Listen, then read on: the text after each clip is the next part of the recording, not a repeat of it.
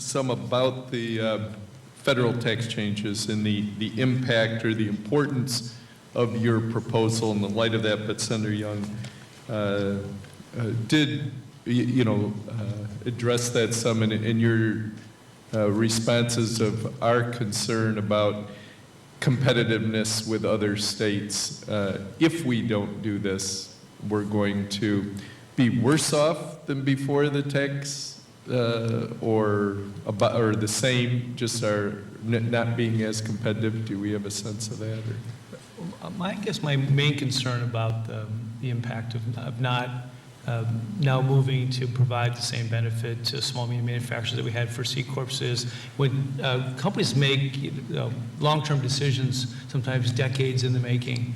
Now with the changes at the federal level, they'll relook at their taxes and look at that we do have still, by at least one measure, the second highest taxes when it comes to small and pass-through businesses, specifically manufacturers. And they'll look and see other states that have a significant less tax burden at the pass-through corporations level. So I think now is a good time to extend this benefit. I think it does something very specific. It keeps the existing companies here. It gives them an opportunity to grow here. It encourages them to do that. And that's a specific concern, I think, for upstate, which many of our members, and specifically to McNeely, obviously, are upstate. But I think it's an important time to do it because of the look at taxes. And now you'll get the federal tax changes, but there wouldn't be any changes in your state taxes if we don't move forward on this. The timing is actually perfect because with the question about the deductibility of state taxes, if the pass-throughs didn't have any New York State income tax on their manufacturing income, like the C Corps, it would be off the table.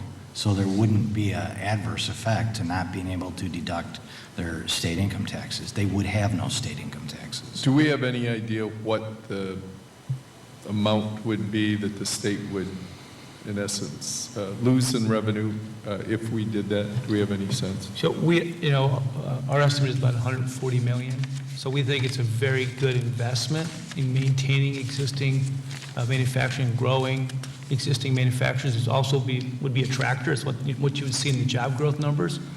So it's one of those things where everyone who is a manufacturer, is classified as a manufacturer, could take advantage. It wouldn't be picking winners and losers between companies.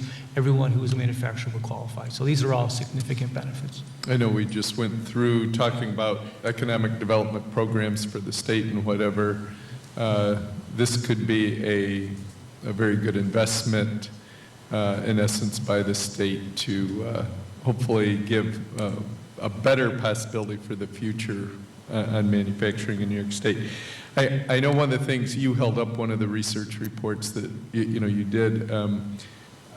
That's one of probably the most important things I think your organization has done over the years. And please, forward those.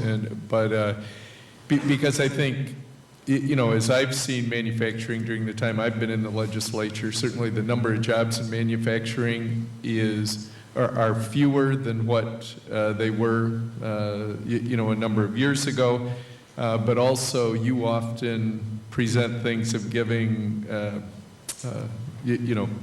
places where we are vibrant, where we are hopeful that we can have a positive future in manufacturing, and that our whole economy doesn't have to, shift, but giving us direction and helpful suggestions of what we might do to actually make that happen is appreciated. So. And I appreciate that comment, because New York State is still one of the top 10 manufacturing states in the country.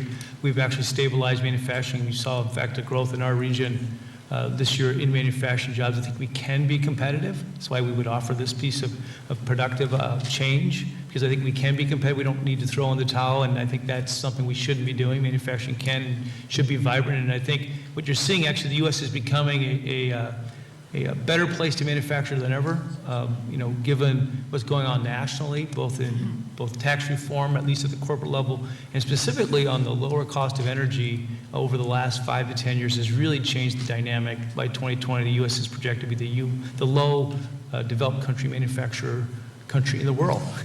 So the reality is we can be competitive as U.S. manufacturers, and if we continue to make progress, I think we can be competitive in New York. for the long term. Thank you.